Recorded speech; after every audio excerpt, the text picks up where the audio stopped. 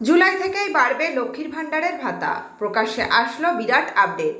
বিস্তারিত থাকছে এই ভিডিওতে। ভিডিওটা ভালো লাগলে চ্যানেলটা সাবস্ক্রাইব করতে পারেন। জুলাই মাসে কি লক্ষ্মীর ভাণ্ডারের ভাতা বাড়বে? এই প্রশ্ন এখন রাজ্যের মহিলাদের মাথায় ঘুরপাক খাচ্ছে। গত কয়েক সপ্তাহ ধরে সোশ্যাল মিডিয়ায় একটা দাবি ছড়িয়ে পড়ছে, জুলাই মাস থেকে নাকি লক্ষ্মীর ভাণ্ডারের টাকা বাড়বে। অনেকে বলছে সাধারণ শ্রেণীর মহিলারা ১,৫০০ টাকা এবং তপশিলি জাতি ও উপজাতি শ্রেণীর মহিলারা ১,৮০০ করে টাকা পাবে। তবে আদৌ কি এটি সত্যি? কিন্তু এখনো পর্যন্ত কোনো সরকারি ঘোষণা আসেনি। ফেসবুক, হোয়াটসঅ্যাপ এবং ইউটিউবে সম্প্রতি বিভিন্ন পোস্ট ছড়িয়ে পড়ছে, যেখানে দাবি করা হচ্ছে জুলাই মাস থেকে লক্ষ্মীর ভাণ্ডারে বিরাট পরিবর্তন আনা হবে।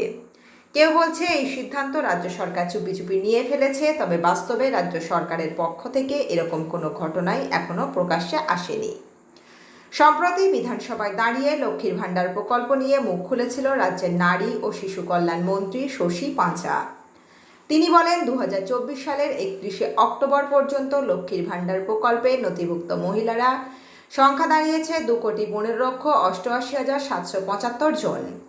আর এই প্রকল্পের জন্য রাজ্য সরকারের এখনো পর্যন্ত ৪৮,৪৮৯ কোটি টাকা খরচ হয়েছে। তিনি আরও জানান যে যাদের বয়স ৬০ বছরের বেশি তাদের স্বয়ংক্রিয়ভাবেই বার্ধক্য ভাতা প্রকল্পের সুবিধা দেওয়া হচ্ছে। তবে ভাতা বৃদ্ধি নিয়ে কিছুই বলেননি এই মন্ত্রী।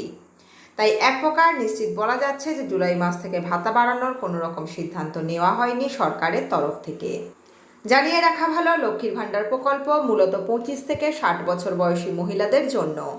এই প্রকল্পে সাধারণ শ্রেণীর মহিলাদের ১,০০০ টাকা এবং তপশিলি জাতি ও উপজাতি শ্রেণীর মহিলাদের ১,২০০ টাকা করে ভাতা দেওয়া হয়। এই প্রকল্প চালু হওয়ার পর থেকে রাজ্যের বহু পরিবার উপকৃত হয়েছে। বিশেষ করে রাজ্যের মহিলাদের আর্থিক সহায়তা দেওয়া হয় এই প্রকল্পের আওতায়।